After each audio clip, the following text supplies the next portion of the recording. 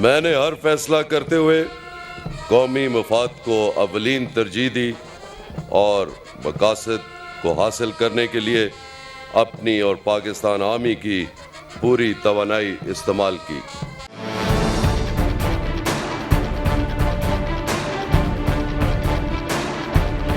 حالیہ مہینوں میں مقبوضہ کشمیر میں بڑھتی ہوئی ریاستی دہشت گردی اور بھارت کے جارحانہ اقدامات نے خطے کے امن کو خطرے میں ڈال دیا۔ میں بھارت پر واضح کرنا چاہتا ہوں کہ ہماری تحمل کی پالیسی کو کسی قسم کی کمزوری سمجھنا خود اس کے لیے خطرناک ثابت ہوگا۔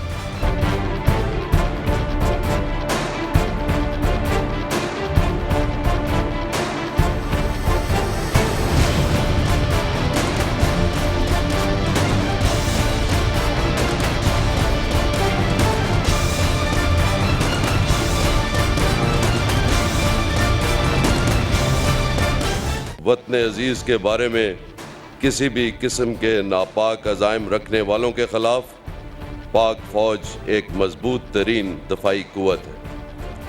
ہم نے دہشت گردی کے خلاف کامیاب جنگ لڑ کر تاریخ کے دھارے کو موڑا اور اس خطے اور بالخصوص پاکستانی قوم کو امن کی ایک نئی امید دی۔ بسم اللہ الرحمن الرحیم۔ السلام علیکم ناظرین، آپ دیکھ رہے ہیں 92.8 ود سعدیہ افضال۔ ناظرین، آج پروگرام میں بات کریں گے راولپنڈی میں GHQ میں ہونے والی چینج آف کمانڈ کے حوالے سے۔ جنرل راحیل شریف صاحب بہت ہی پروقار اور بہت ہی باعزت انداز میں جو ہے وہ آج رخصت ہوئے اور جنرل قمر جاوید باجوہ صاحب نے کمان سنبھال لی ہے پاک فوج کی، اس بری فوج کی جو دنیا کی بہترین افواج میں جس کا شمار ہوتا ہے۔ جنرل راحیل شریف صاحب کے حوالے سے بات کریں تو جاتے جاتے بھی انہوں نے بھارت کو میسج دیا۔ انہوں نے یہ بھی کہا کہ جو ہمارا ایک خواہش ہے جو ہماری امن قائم کرنے کی اس خطے میں، اس کو ہماری کمزوری، ہماری ویکنس نہ تصور کیا جائے۔ ساتھ ہی ساتھ یہ بھی کہا کہ انہوں نے ہمیشہ نیشنل انٹرسٹ کو جو ہے وہ فوقیت دی، وہ ترجیح دی، اور جس طریقے سے جس انداز میں اس 3 سالہ دور میں انہوں نے جو اقدامات کیے ہیں، چاہے وہ CPEC کے حوالے سے ہوں یا پھر ضرب اسب کے حوالے سے ہوں، انہی کے دور میں جس طریقے سے کراچی کا امن جو ہے وہ بحال ہوا ہے، جس طریقے سے کامیابی سے کراچی آپریشن جو ہے جاری ہے۔ اب سوال یہ ہے کہ جو نئے چیف آئے ہیں وہ ان تمام چیزوں کو لے کر کس طریقے سے چلتے ہیں، اور انہیں جس طریقے سے آج انہوں نے بھی جب صحافیوں سے بات کی تو LOC کے حوالے سے کہا کہ بہت جلد جو ہے LOC پہ حالات بہتر ہو جائیں گے، ایک امید جو ہے انہوں نے اس کا اظہار کیا۔ پھر میڈیا کے حوالے سے بھی بات کی صحافیوں سے غیر رسمی بات کرتے ہوئے، اور یہ بھی کہا کہ میڈیا جو ہے وہ فوج کے morale کو بلند رکھنے کی کوشش کرے اور میڈیا کو ساتھ لے کر وہ چلیں گے۔ تو پھر میڈیا کا بھی ساتھ ظاہر ہے انہوں نے مانگا ہے اور میڈیا جو ہے اس حوالے سے اکثر بات بھی کرتا آیا ہے۔ جنرل راحیل شریف صاحب کے جو ان کی صلاحیت تھی، جو ان کی ول تھی، جو ان کے اقدامات تھے، جو ان کا پروفیشنل ایکیومن تھا، اس نے یہ ثابت کر دیا ہے کہ اگر واقعی کوئی شخص کام کرنا چاہے کسی ادارے میں رہتے ہوئے، کسی جگہ پر اقتدار میں رہتے ہوئے، تو وہ 3 سالوں میں بھی بہت کچھ اقدامات کر سکتا ہے۔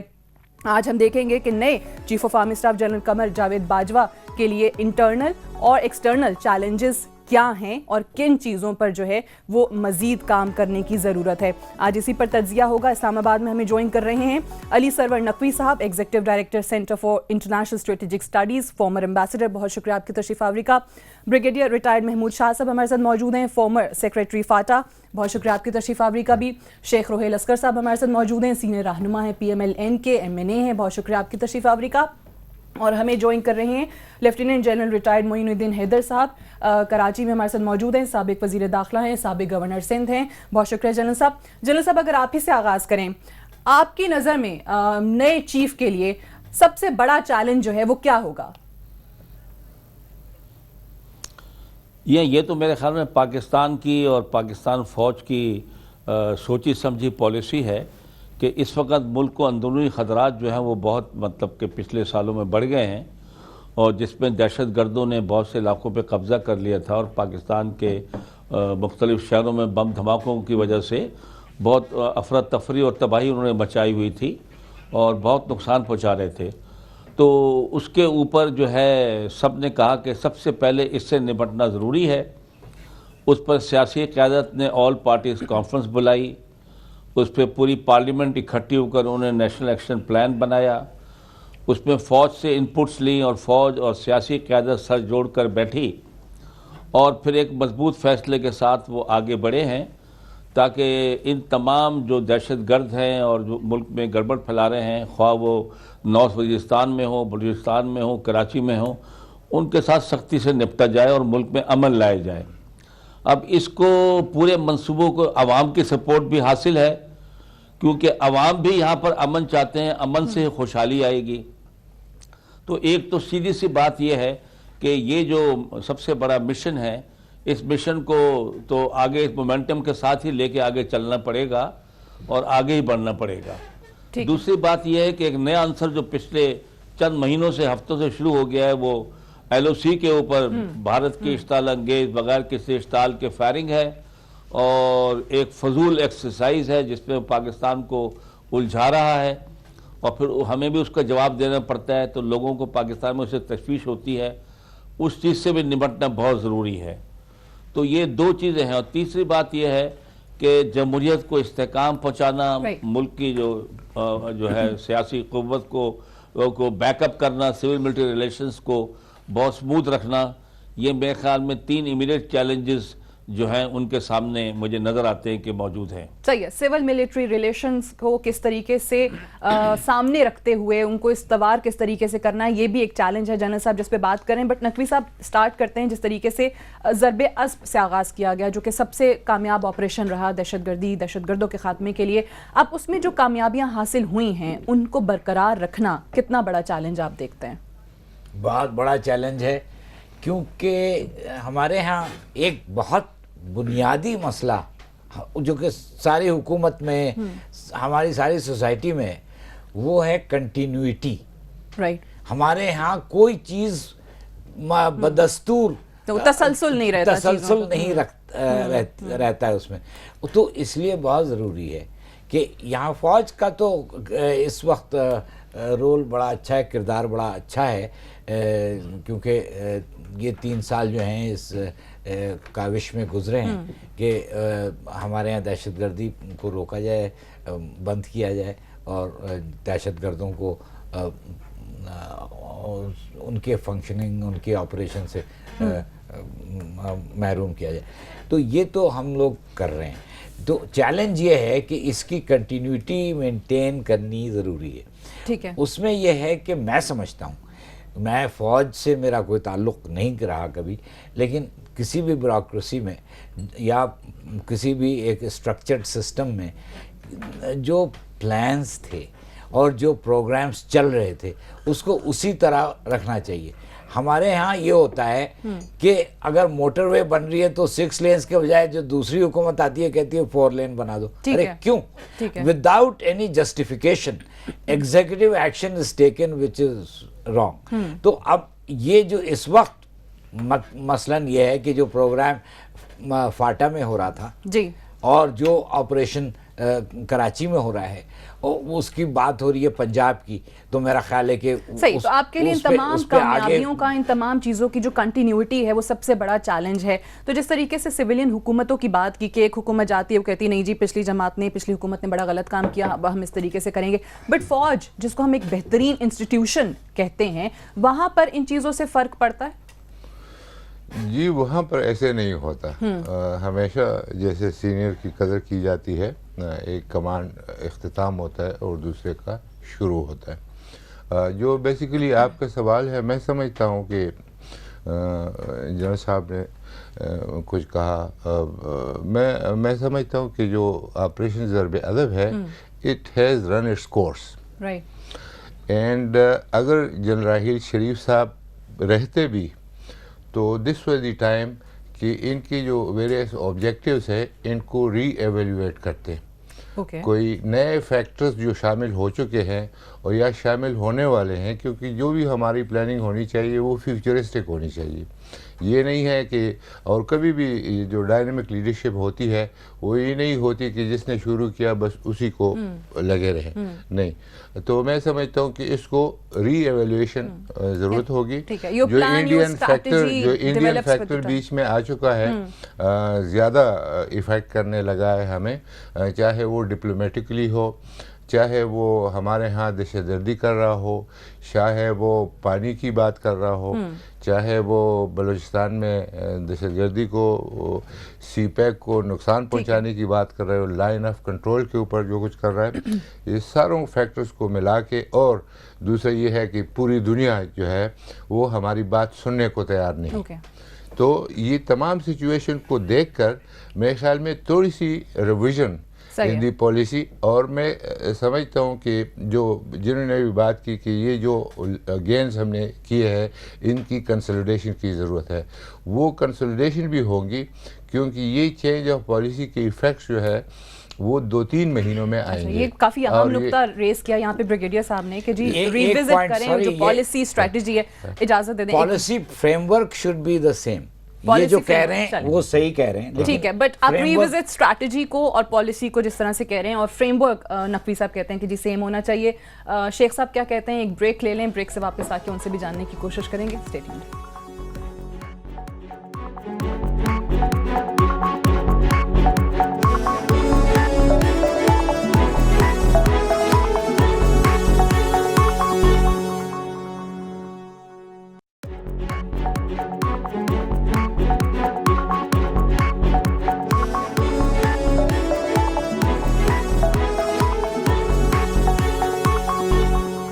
جی ویلکم بیک. پروگرام میں ایک بار پھر سے خوش آمدید. شیخ صاحب، جنرل راحیل شریف صاحب تو بہت ساری لوگوں کی خواہشات اور تجزیوں کے باوجود چلے گئے، اپنا بہت کامیابی کے ساتھ 3 سالہ دور انہوں نے مکمل کیا. اب نئے چیف کے لیے آپ کی نظر میں کون سا سب سے بڑا چیلنج ہے؟ اور جس طریقے سے سول ملٹری ریلیشنز کی بات ہوئی، کیونکہ جب جنرل راحیل شریف صاحب بھی تھے تب بھی یہ بات ہوتی تھی، بہت تجزیے ہوتے تھے، ابھی بھی آپ کو لگتا ہے کہ واقعی یہ ڈسکشن ہوتی رہے گی؟ بسم اللہ الرحمن الرحیم. شاید ہماری یہی سب سے بڑی خامی کہ ہم بغیر سوچے سمجھے تجزیے کرتے رہتے ہیں.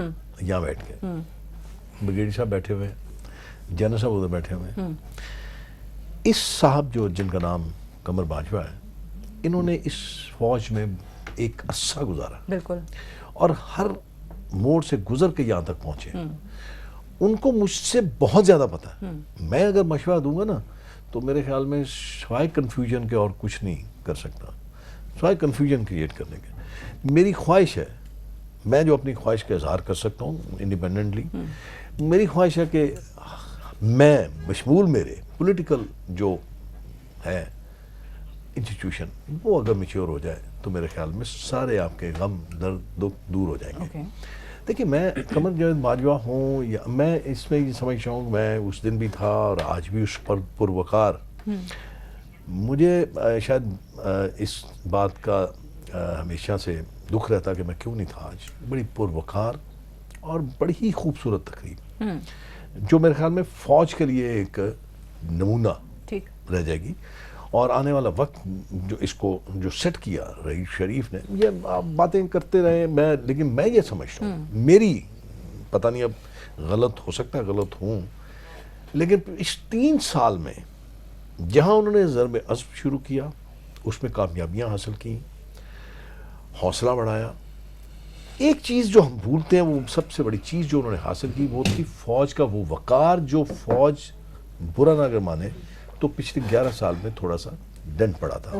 بلکہ ایک وقت ایسا آیا تھا، غالباً مجھے یاد نہیں ہے وہ عرصہ، کہ ایک جنرل لیٹر بھی نکلا تھا کہ خواجہ پاکستان کے افسران بابرتی پبلک پلیسز پہ نہ جائیں. کہ اب آپ دیکھیں، میرے خیال میں میں ہو سکتا ہے غلط ہوں، میرے خیال میں جنرل راحیل شریف نے جو کیا، اپنی فوج کو پھر اس بلندی پہ لے گئے، ٹھیک ہے، جہاں پہ صرف پروفیشنلزم ہے. دیکھیں نا، آج بھی انہوں نے للکارا ہے، حالانکہ جا رہے تھے، آج چینج آف کمانڈ ہوا، جا رہے تھے، لیکن جاتے جاتے مجھے میسج نہیں دیا انہوں نے سرحد پار بھی میسج دیا، اور آپ کو جس کو چھڑی دی اس کو بھی آپ نے یہ کہا کہ یہ پالیسی آپ کے لیے صحیح ہے، رہے گا وہی. ایک بات میں جو سمجھتا ہوں، فوج کبھی اپنی مشہور فوج کے شخصی تبدیلیاں تو آتی ہیں، لیکن انسٹیٹیوشن ایک ایسا انسٹیٹیوشن ہے بڑا ویل آرگنائزڈ ہے. کچھ تھوڑا سا بیچ میں خرابیاں سارے انسٹیٹیوشنز میں ہیں، لیکن میں یہ سمجھتا ہوں کہ وہ جو پالیسیز ہوتی ہیں اس کو تبدیل نہیں کیا جاتا، اس پہ سوچ ہو سکتا ہے. وہ جس طرح ابھی بات کی تھی کہ پالیسی جو فریم ورک ہے وہ وہی رہے، بٹ اسٹریٹجی آپ جو ہے وہ ضرور ریوزٹ کر سکتے ہیں، ریوائز کر سکتے ہیں. میں ساتھ یہ سمجھتا ہوں मेरा मानना ही कि फौज का हर शख्स, एक सिपाही भी पाकिस्तान की सालमियत पे सौदेबाजी नहीं नहीं, ठीक है। और इसलिए जो तीनों काम हैं, जो सरहद के उस पार है, सरहद के इस पार, अब ये भी ना भूले आप, सी पैक जो है वो भी एक बड़ा ही नाजुक आपके लिए है। वो आने वाला कल जो है आपके, वो बड़ा खूबसूरत होने वाला है, उसको हम ज़हन से अच्छा, मैं सीपैक पे भी बात करूंगी। जाहिर है बहुत सारी चीजें हैं जो चीजें जनरल राहील शरीफ ने की हैं, उनका इतराफ तमाम ही लोग करते हैं। बट जनरल साहब, जिस तरीके से भी शेख साहब ने अपनी एक ख्वाहिश का इजहार किया पॉलिटिकल इंस्टीट्यूशन की मजबूती के, वहां पे मैच्योरिटी नजर आए, वो कहते हैं मेरी ख्वाहिश है। अब अगर हम बात करें जनरल राहील शरीफ साहब के दौर में भी, अगर आपको याद हो, एक प्रेस रिलीज हमारे सामने आया था जिसमें कहा गया था नेशनल एक्शन प्लान के हवाले से कि वो तमाम चीज़ें, वो तमाम इकदामात जो लेने चाहिए थे हमारे सिविलियन इदारों को, वो नहीं उठाए जा रहे। और उसमें ये भी लिखा गया था कि किस तरीके से फिर जो कामयाबियां हैं वो ज़ाया हो सकती हैं ये ऑपरेशन ज़र्ब-ए-अस्ब की। अब हम क्योंकि उस कॉन्टेक्स्ट में बात कर रहे हैं कि जिस तरीके से अमन कायम हुआ है, जिस तरीके से दहशतगर्दों का कला कमा हुआ है, अब उनको सस्टेन किस तरीके से रखना है, उनको कंटिन्यू किस तरीके से करना है, तो यहाँ पर फिर पॉलिटिकल इंस्टीट्यूशन यानी पॉलिटिकल लोगों के ऊपर जो है, जो हमारी सिविलियन हुकूमतें हैं, उन पर क्या जिम्मेदारी आयद होती है? जी देखिए, फौज जो है वो अपना आज खुद जो है ना पॉलिसी बनाती है, उसको तो एक मिशन मिलता है, और मिशन देने वाले सियासी हुकूमत होती है, पॉलिटिकल लीडरशिप होती है। उसमें जितना इत्तेफाक होगा, जिसमें जितनी क्लैरिटी ऑफ माइंड होगी, और वो जो मिशन देंगे तो वो जो है फिर फौज उसको मिशन को फुलफिल करने में लग जाती है। अब इसके लिए वसाइल चाहिए होते हैं, पॉलिटिकल सपोर्ट और ओनरशिप चाहिए होती है। फॉर एग्जाम्पल, मेरे ख्याल से एक बड़ा चैलेंज जो अभी भी मौजूद है, वो फाटा के जो डिस्प्लेस्ड पर्सन नॉर्थ वजीरिस्तान के जो IDPs हैं, उनको वापस ले जाके आबाद करना है, जिसके लिए वसाइल चाहिए। और ख्याल था कि उसको इस साल में इस प्रोजेक्ट को कंप्लीट किया जाएगा, लेकिन अभी वो नामुकम्मल है।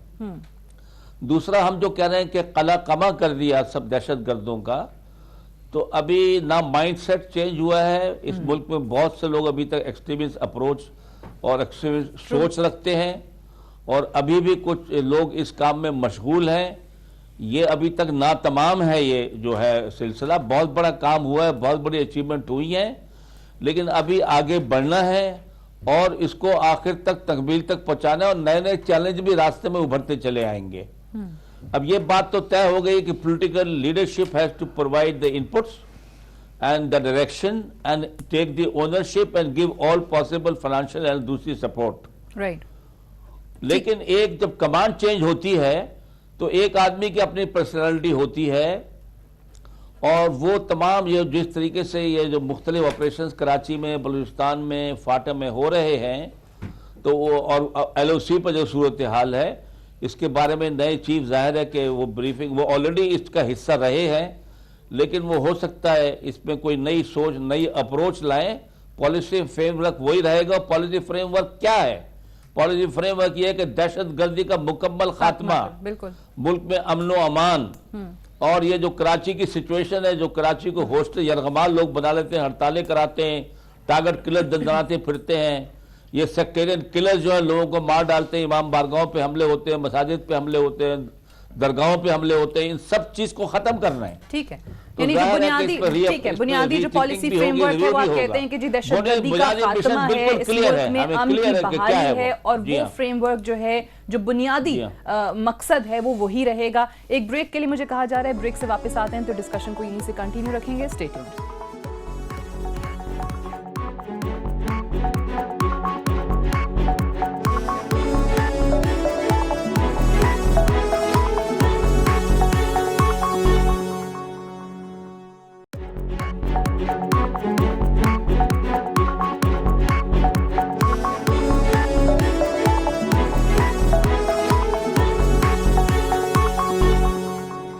वेलकम बैक प्रोग्राम में एक बार फिर से खुश आमदीद। नकवी साहब, आपसे जानना चाहूँगी, जैसे ब्रेक पे जाने से पहले जनरल साहब बात कर रहे थे कि सिविलियन हुकूमतों की ज़ाहिर है वही पॉलिसी बनाते हैं और फिर उसी पर फ़ौज एक्ट करती है, तो ऐसे में फ़ौज को सपोर्ट करना, अपना इनपुट देना, एक डायरेक्शन सेट करना सिविलियन हुकूमत की तरफ से, आप उसको किस तरीके से देख रहे हैं कि अभी किस तरह रहा जनरल राहील शरीफ साहब के दौर में, और आइंदा आपको नज़र आ रहा है कि वाकई में वो ओनरशिप सही मानों में जो जनरल साहब कह रहे हैं वो हमारी सिविलियन हुकूमत ले? हाँ बिल्कुल है ही ओनरशिप सिविलियन हुकूमत की, क्योंकि वो मुल्क के अवाम की नुमाइंदगी करती है जी। फौज मुल्क के अवाम की नुमाइंदगी तो नहीं करती ना बीबी। तो ये फौज सबॉर्डिनेट है, फौज मातहत है हुकूमत के। अच्छा, अब होता क्या है कि हमारी जो तारीख़ है उसमें चूँकि सिविलियन हुकूमतें उन्होंने अपने को असर्ट नहीं किया, अपने पावर को एक्सरसाइज नहीं किया, इसलिए फ़ौज आगे बढ़ी। क्योंकि जहाँ भी वैक्यूम होता है पावर का, इक़्तिदार का खिला होता है, उसमें कोई ना कोई दाखिल हो जाता है। अच्छा, अब मैं समझता हूँ कि फ़ौज को हमारे मुल्क में एक तो ऑर्डरली ट्रांजिशन हुई है, बहुत अच्छी बात है और ये होनी चाहिए। अच्छा, पर्सनालिटीज़ इम्पॉर्टेंट हैं लेकिन कोई इतनी ज़्यादा इम्पॉर्टेंट नहीं है, इंस्टीट्यूशनल फ्रेमवर्क ज़्यादा इम्पॉर्टेंट है।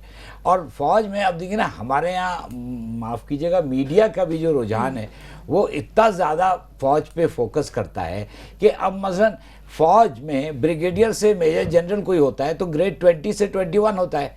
ये 16,000 से 17,000 की ब्यूरोक्रेसी है हमारी। उसमें यानी अगर आप देखें तो उसमें 90% जो प्रमोशंस 20 से 21 की होती हैं उसमें अखबार में एक लाइन भी नहीं आएगी उसकी। लेकिन फौज में ब्रिगेडियर से मेजर जनरल, मैं तो अभी लेफ्टिनेंट जनरल की बात ही नहीं कर रहा, वो तो बहुत बड़ी बात है। क्या आप लोगों की खबरें इतनी नहीं आ रही होती है, इतनी इंपॉर्टेंस नहीं दी जा रही होती जितनी फौज को? इसको जरा टोन डाउन करने की जरूरत है। अच्छा। और ये फौजी जो है हमारे भाई हैं और हमारे आप सबके रिश्तेदार, मेरे रिश्तेदार फौज में हैं, तो उनको असल में ये फिर खुद एक गलत फहमी पैदा हो जाती है कि वो सबसे ज़्यादा अहम है, सबसे ज़्यादा उनका रोल।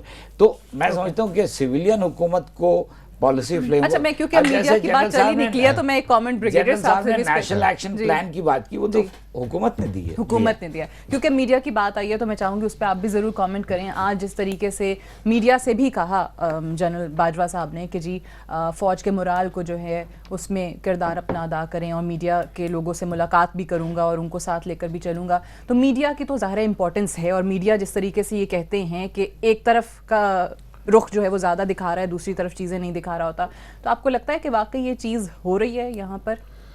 हो रही है। मुझे खुशी है कि मीडिया जो है अपनी फ़ौज को उठा रही है और होनी भी चाहिए। एक फ़र्क जो कभी कभी होता है वो ये है कि जो भी सियासी हुकूमत होती है वो समझते हैं कि ये हमारे नीचे है, तो है कॉन्स्टिट्यूशनली कोई अरेंजमेंट्स है, लेकिन ये याद रखना चाहिए कि हमारा जो ओथ है वो स्टेट के साथ है। मतलब है कि मुझे इसलिए याद आया कि मैं सेक्रेटरी था, होम सेक्रेटरी, तो चीफ मिनिस्टर ने मुझे कुछ कहा तो मैंने कहा ये नहीं हो सकता, तो कहते आप मेरी बात नहीं मान रहे हैं। मैंने कहा मैं आपके, यानी वो बात ज़्यादा होगी, तो मैंने कहा मैं आपके पार्टी वर्कर नहीं हूँ, मैं एक ब्यूरोक्रेट हूँ, तो मेरा जो पॉइंट ऑफ व्यू है वो आपके सामने रख दिया है।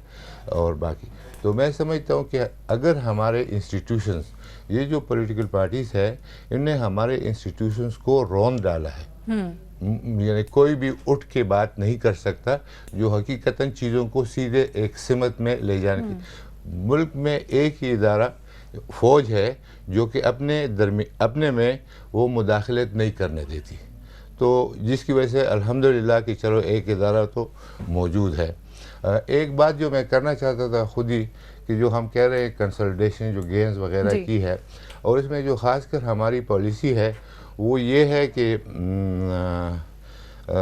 हमने अफ़गानिस्तान के साथ बॉर्डर कंट्रोल मैनेजमेंट यानी सील करने की कोशिश कर रहे हैं।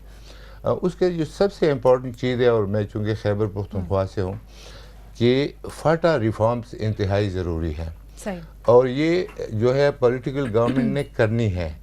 اور اس میں کوئی ڈیلے نہیں ہونا چاہیے، کیونکہ یہ جب ہم دیکھ رہے ہیں کہ ہمارے ملک میں ہم نے دہشت گردی کم کرنی ہے، جتنے بھی دہشت گرد ہیں ان کے سیف ہیونز ہے along دی بارڈر افغانستان میں، اور ہم بارہا کہتے رہے ہیں، اور ان کو انڈین را جو ہے اور ان کا جو اپنا NDS ہے وہ چلا رہے ہیں ہمارے ملک میں. دہشت گردی بلوچستان میں اور خیبر پختونخوا میں وہاں سے ہو رہی ہے، تو اس کو بند کرنے کے لیے ایک تو ضروری ہے کہ بارڈر، اور دوسرا ضروری ہے کہ بارڈر کے ساتھ جو یہ علاقہ ہے اس میں لا اینڈ آرڈر کا جو بندوبست ہے یہ مضبوط ہو جائے. اور کافی عرصے سے ہم اس کے اوپر بات کرتے رہے ہیں اور پھر اس کو مطلب چھوڑ دیتے ہیں، تو میرے خیال میں وہ بڑا امپورٹنٹ ہے. شیخ صاحب یہ کافی واقعی اہم نقطہ ہے، جس طریقے سے ایک تو بڑی تعداد میں جو انٹرنلی ڈسپلیسڈ پرسنز ہمارے پاس ہیں ان کی باعزت گھروں میں واپسی، وہ ایک بڑا چیلنج ہے ہماری سویلین حکومت کے لیے. پولیٹیکل لیڈرشپ کی جب بات آتی ہے، انہوں نے کہا ریفارمز ہونے چاہیے، اور واقعی میں وہاں کے لوگوں کو جنہوں نے اتنی قربانیاں دی ہیں انہیں قومی دھارے میں شامل کرنے کے لیے آپ سمجھ رہے ہیں کہ کوئی اقدامات لیے جا رہے ہیں ہماری سویلین حکومت کی طرف سے؟ میں 2-3 باتیں آپ کے ساتھ بیگم صاحب کے ساتھ شیئر کروں گا. بیگم صاحب نے جو فرمایا نا ابھی کہ پولیٹیکل حکومتیں بہت ساری چیزیں خراب کر دیتی ہیں، اس کی بیسک وجہ دیکھیں، میں نے پہلے اپنی گفتگو میں کہا تھا میچیورٹی، سنجیدگی آ جائے نا. اب وہ کیسے آئے گی؟ وقت کے ساتھ اگر آپ اس پروسیس کو چلتے چلتے روک دیں گے اور 10-11 سال آپ پھر ڈسکنٹینیوشن کر دیں گے تو پھر یہ چیزیں ہوتی رہیں گی، پھر دوبارہ وہی شروع کر دیں گے کتاب پڑھنی. تو اس لیے میرے خیال میں آہستہ آہستہ آپ بھی دیکھیں، میں بھی دیکھ رہا ہوں، اگر زندگی رہی تو آہستہ آہستہ اگر یہ معاملہ چلتا رہا تو میرے خیال میں بہت ساری چیزیں آپ کو تبدیل ہوتی نظر آئیں گی. اگر آپ مائنڈ نہ کریں، چلیں سوال کے طور پہ ابھی شروع میں بات ہو رہی تھی کہ جی انہوں نے 3 سال کے اندر ایک شخص نے، ادارے کے سربراہ نے، ایک فوج کے سپہ سالار نے، وہ تمام چیزیں جس طرح ظاہر ہے ہم انہیں کہیں نہ کہیں فرق کر رہے ہیں نا باقی لوگوں سے، کہ بہت ساری چیزیں جو ہیں انہوں نے اچھی کر دیں جو شاید پچھلے آرمی چیفز کی طرف سے ہمیں نظر نہیں آئیں، بہت ساری چیزیں اکٹھی ہو گئیں 3 سالوں کے اندر. تو سر یہ آپ کی حکومت پنجاب میں یا پیپلز پارٹی کی حکومت سندھ میں وہ تقریباً تسلسل سے 8 سال، وہاں پہ بھی ہم پھر سوال اٹھا سکتے ہیں کہ اگر ول ہو، نیت ہو تو یہاں پہ بھی ہو گیا، وہاں پہ بھی کام ہو سکتا ہے. دیکھیں میں آپ کو گزارش کروں، میں یہ نہیں، میں پروٹیکٹ نہیں کر رہا ہوں، میں کسی کا وکیل نہیں ہوں یہاں پہ. جو کام اچھے کیے ہیں وہ ٹھیک ہے، اس میں اچھوں پہ بھی آپ کرٹیسائز کرتے ہیں. میں اسی لیے آپ کو یہ عرض کر رہا ہوں کہ تھوڑا عرصہ لگے گا. کہ اب دیکھ، آپ نے کہا حکومتیں کرتے رہے، آپ یہ دیکھ لیجئے کہ 3 سال میں آپ یہ دیکھیے کہ کیا کچھ نہیں ہوتا رہا، کس طرح اس انسٹیٹیوشن کو انوالو کرنے کی کوشش کی گئی، کنفیوژنز پیدا کی گئیں، اور وہ کس نے کی؟ وہ مطلب میں نے خود اپنے کوشش کرتا رہا ہوں نا.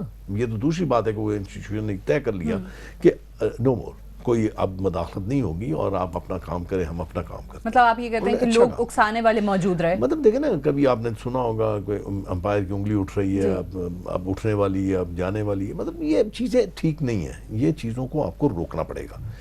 یہ واحد ہے کہ اب دیکھیں نا، آپ خود بغیر صاحب بھی کہہ رہے ہیں، میں بھی اس بات پہ یہ کہہ رہا ہوں. اب فاٹا ریفارمز کمیٹی بنا دی گئی، مختلف جماعتوں کے لوگوں کو آگے ارک ریزی کی انہوں نے، اور ارک ریزی کرنے کے بعد FATA reforms with the consultation of the members of FATA, جہاں تک میرا اپنا خیال ہے، جو اسمبلی میں بھی آئی، فلور پہ بھی آیا، اس کے ریفارمز انہوں نے بنا دیے. اب اس کی امپلیمنٹیشن ہونی ہے، جو اس کے بعد گورنمنٹ اس پہ لے آئے گی، بل کی صورت میں لائے یا کسی صورت میں لے کے آئیں گی. ہر حکومت یہ چاہتی ہے کہ جو آپ کے معاملات ہیں درست چلیں. ایک چیز جنرل صاحب نے کہتی ڈسپلیسڈ پرسنس. اب یہ دیکھیں شروع میں جب ہوا تو امریکنز آپ کی فائنینشیل سپورٹ کر رہے تھے، بہت عرصہ پہلے انہوں نے آپ کی سپورٹ ختم کر دی. اب اس کی کیا عوامل تھے، کیا اس کی وجوہات تھیں، یہ تو بیٹر نون ٹو دیم، مجھے تو اس کا نہیں علم. لیکن آپ نے اپنے اس وسائل میں رہتے ہوئے بہت سارے لوگوں کو واپس آپ نے وہاں پہ سیٹل کیا، اور وہ بھی اچھا. اس میں سب سے خوبصورتی جو تھی وہ آپ نے ساری ذمہ داری ان کو بسانے کی، ساری ذمہ داری، پتہ نہیں شاید بغیر کو پتا ہوگا، وہاں پہ جنرل کے میں ایک آپ کی پوری کمانڈ جو ہے وہ ان کے ذمہ ہے. مطلب میرے خیال میں کوئی لوکل یا پولیٹیکل فگرز اس میں نہیں ہے. ایک بریک کے لیے مجھے کہا جا رہا ہے، بریک لے لیں. آپ چلیں بریک لے لیتے ہیں، بریک سے واپس آئیں گے تو شیخ صاحب کی بات مکمل سنیں گے right after this short break.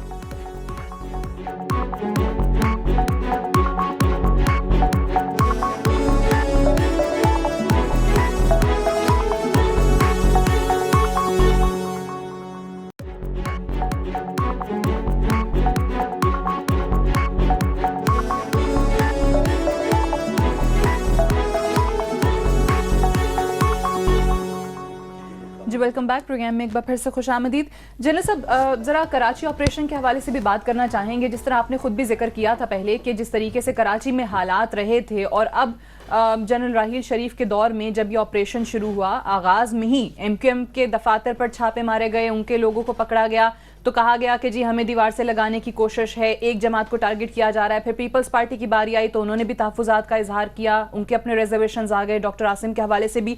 आपको क्या लगता है कि अब वो ऑपरेशन जो है उसी पेस पे चलता हुआ अपने मंतकी अंजाम तक पहुंच पाएगा? देखिए, कराची के अवाम ने सुख का सांस लिया है कि जो टारगेट किलिंग्स थी या हड़तालें थी या भत्ते थे, वो तो कम से कम बहुत कंट्रोल में आ गए हैं। स्ट्रीट क्राइम अब तक जो है मौजूद है, जो कि पुलिस के लिए एक चैलेंज है। और दूसरी बात यह है कि अवाम ने इस ऑपरेशन को पसंद किया, इसको सपोर्ट किया। पॉलिटिकल गवर्नमेंट की सपोर्ट है, पुलिस, रेंजर्स सब मिलकर इश्तराक से इंटेलिजेंस एजेंसी के साथ अच्छा काम कर रहे हैं। और मेरी दानिश में ये जो ऑपरेशन रेंजर्स और पुलिस लीड कर रहे हैं, ये बिल्कुल बिला इम्तियाज़ हो रहा है। इसमें सबसे ज़्यादा लोग तहरीक तालिबान और लियारी जो है अमन कमेटी, जो पीपल पार्टी के साथ जिसका ताल्लुक जोड़ दिया जाता है, और अस्करी विंग, और जो बाकी जो है ये जमातें, सेक्टेरिएट, इन सब के साथ, और कुछ हद तक ANP के साथ, इन सब के लोग जो पकड़े भी गए हैं, वो मारे भी गए हैं। तो ये ऑपरेशन अक्रॉस द बोर्ड चला है, बिला इम्तियाज चला है। और जब तक ये बिला इम्तियाज रहेगा तो लोगों की सपोर्ट और सबकी सपोर्ट इसे हासिल रहेगी। और कराची को पुरअमन बनाना ज़रूरी है, क्योंकि ये मुल्क का इकनॉमिक लोकोमोटिव है ये शहर। एक बात जो अली सबर नकवी साहब ने कही, हम इस बात को तस्लीम करते हैं कि पॉलिटिकल गवर्नमेंट जो इंतखाब और वोटों से आती है, वही तमाम मुल्कों में जो है वो लीडरशिप उन्हीं के हाथ में होती है। लेकिन मैं ये ख्याल करता हूँ कि जिस तरीके से उनके पास इनपुट्स होनी चाहिए, सिविल गवर्नमेंट के पास थिंक टैंक के साथ, यूनिवर्सिटियों के साथ लिंकेज होने चाहिए, वो नहीं है। और जो इंस्टीट्यूशन जिनसे वो काम ले सकते हैं, वो इंस्टीट्यूशंस मजबूत नहीं है। जैसे हमारे काउंसिल ऑफ कॉमन इंटरेस्ट है, कम मिलती है। सिक्योरिटी कैबिनेट है, जहाँ पे सिविल मिलिट्री लीडरशिप से जोड़ के बैठते हैं। उनको तमाम मसले खुले दिल के साथ डिस्कस करने चाहिए, जिसमें अफगानिस्तान भी हो, जिसमें हिंदुस्तान भी हो, जिसमें अमेरिका से ताल्लुकात भी हो, ये वो जिसमें फॉरेन ऑफिस के लोग भी होते हैं। फौज को ये फौकियत हासिल है कि फौज के पास ISI बहुत बड़ा थिंक टैंक है, नेशनल डिफेंस यूनिवर्सिटी बहुत बड़ा थिंक टैंक है, MI के पास बहुत एनालिसिस है, मिलिट्री ऑपरेशंस डायरेक्टरेट के बहुत एनालिसिस है। ये सारे इनपुट जो है मिलती है तो सही फैसले होते हैं। राइट, बहुत बहुत शुक्रिया जनरल मोइनुद्दीन हैदर साहब हमसे बात कर रहे हैं। ठीक है, मैं नकवी साहब, would you like to respond? जिस तरीके से उन्होंने कहा फौज अपनी जगह, नया चीफ अपनी जगह, बट अगेन सिविलियन गवर्नमेंट की रिस्पॉन्सिबिलिटी, या जिस तरीके से उनकी जानिब से इनपुट आना चाहिए इदारों को रिवैम्प करने के लिए, वहाँ पे स्ट्रक्चरल रिफॉर्म्स लाने के लिए, वो कहते हैं कि लैक कर रहे हैं। बिल्कुल दुरुस्त कह रहे हैं जैन साहब। मैं तो एक उसूल की बात बता रहा था कि उसूली तौर पे जो सिविलियन गवर्नमेंट है वो कौम की नुमाइंदगी कर रही है, उसको कौम ने इलेक्ट किया है, उसको ये मैंडेट दिया है कि मुल्क को चलाए। तो मुल्क के चलाने में एक बहुत बड़ा इंस्टीट्यूशन जो है वो आर्मी है और आर्म्ड फोर्सेस हैं। तो वो तो अपनी जगह दुरुस्त है, लेकिन पॉलिसी मेकिंग सिविलियन गवर्नमेंट की है। और जैसा मैंने कहा कि हम लोग हमारे सब में ये कमज़ोरी है कि हम फ़ौज को नेशनल पर्सपेक्टिव में ज़रा ज़्यादा अहमियत दे देते हैं, क्योंकि ये इंस्टीट्यूशन जो है इसको अपना काम करना है, दिफाए पाकिस्तान इसका काम है। मुल्क में अगर कहीं उसकी ज़रूरत है, जैसे कि दहशतगर्दी के मामले में, तो वो सिविलियन गवर्नमेंट उसको अपने मदद के लिए बुला सकती है। ओके, लेकिन जब इदारों की बात आती है तो सिविलियन गवर्नमेंट की रिस्पॉन्सिबिलिटी आप कहते हैं अपनी जगह। मेरे पास टाइम मुख्तसर है, आप दोनों से आखिरी जुमला। मैं वही कहूँगा कि जी इंस्टीट्यूशन जो है अगर मुल्क में मजबूत किया जाए तो ये इसके काफ़ी जो है ये जो पॉलिटिकल गवर्नमेंट है ان کو کے معاملات جو ہے گورننس کے وہ امپروو ہو سکتے ہیں، اور یہی ایک ہماری کمزوری ہے۔ اور میں سمجھتا ہوں کہ جن ملکوں میں یہ کہتے ہیں کہ یہ ملک ابھی ایک آرمی، وہ ایز اے انسٹیٹیوشن یہ مضبوط ہے، اپنے پروسیجر کے ساتھ کام کرتا ہے، اگر باقی انسٹیٹیوشن بھی کریں اس طریقے سے تو میں سمجھتا ہوں کہ ایک بیلنس یہ قائم بالکل ہوگا۔ درست ہے کہ جیسے پولیٹیکل انسٹیٹیوشن ہے وہ اپنی ڈومین میں رہ کے کام کریں، باقی انسٹیٹیوشنز بھی اپنی اپنی ڈومین میں رہ کے اپنے اپنے اختیارات کے اندر رہ کے کام کریں گے، تو میرے خیال میں یہ صرف انسٹیٹیوشن کے فائدے میں نہیں ہوگا، یہ ملک کے فائدے میں ہوگا۔ جب آپ کے ہاں سب ٹھیک ہوگا تو آپ ترقی کی راہ پہ بھی گامزن ہوں گے۔ اگر آپ کے سانس لینا دشوار ہوگا تو پھر کیسے آپ کریں گے؟ Right, I have to wind up ہے۔ بہت بہت شکریہ نقوی صاحب آپ کا، بریگیڈیئر صاحب آپ کا، شیخ صاحب آپ کا بھی۔ That's all for tonight, I see you tomorrow انشاءاللہ۔ اجازت دیجیے، خدا حافظ۔